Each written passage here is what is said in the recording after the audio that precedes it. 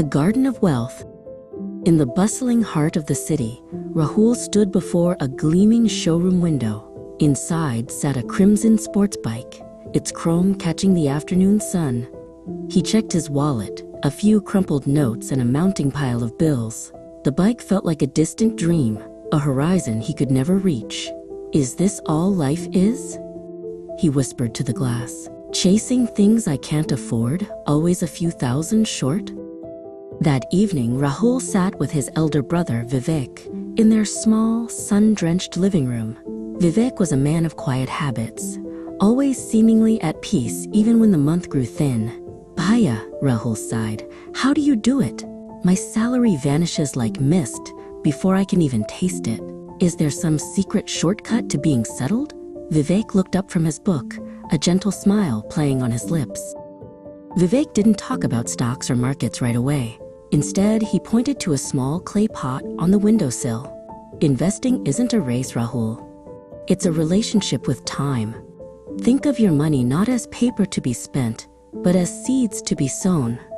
He explained the magic of compounding, how a small amount, left to grow, eventually begins to feed itself. You don't just save for the bike. You save to give your future self a choice. Inspired but cautious, Rahul began his journey. He started skipping the expensive daily lattes at the office and walked to the local kirana store instead of ordering in. Every few hundred rupees saved was a seed planted in his new investment account. It felt small, almost insignificant. He often looked at his phone, seeing his friends posting photos of new gadgets, and felt a pang of loneliness in his discipline. 6 months passed, and the excitement began to fade. Rahul went back to Vivek, showing him his phone screen. "Look, Bhaiya, I've sacrificed so much, and the growth is barely enough for a fancy dinner. It's too slow.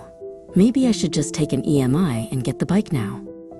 Vivek took the phone and sat Rahul down on the balcony, the city lights twinkling behind them like scattered diamonds.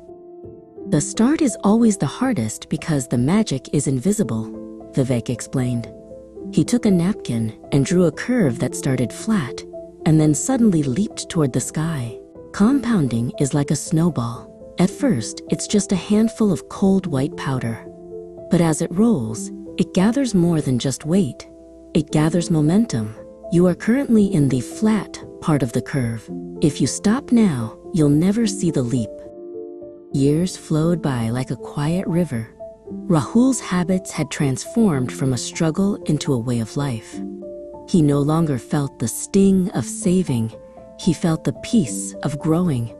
He watched his portfolio, not with the hunger of a gambler, but with the patience of a farmer. The small seeds had become a sturdy thicket, and the interest was now generating its own interest, a silent engine working while he slept. One crisp morning, Rahul returned to that same showroom. He didn't look at the price tag with fear this time. He bought the crimson bike with a single check, drawn from the harvest of his patience. As he felt the roar of the engine beneath him, he realized the bike wasn't the real prize. The real prize was the freedom of knowing he owed no one, and his garden of wealth was still blooming back home.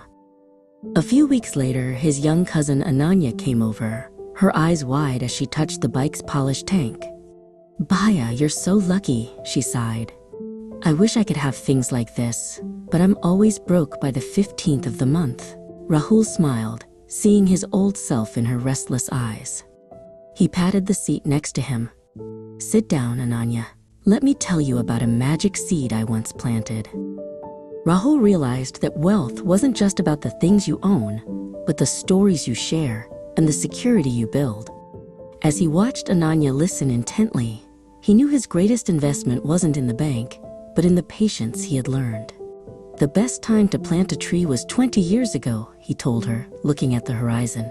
"The second best time is today. Shall we start your garden?"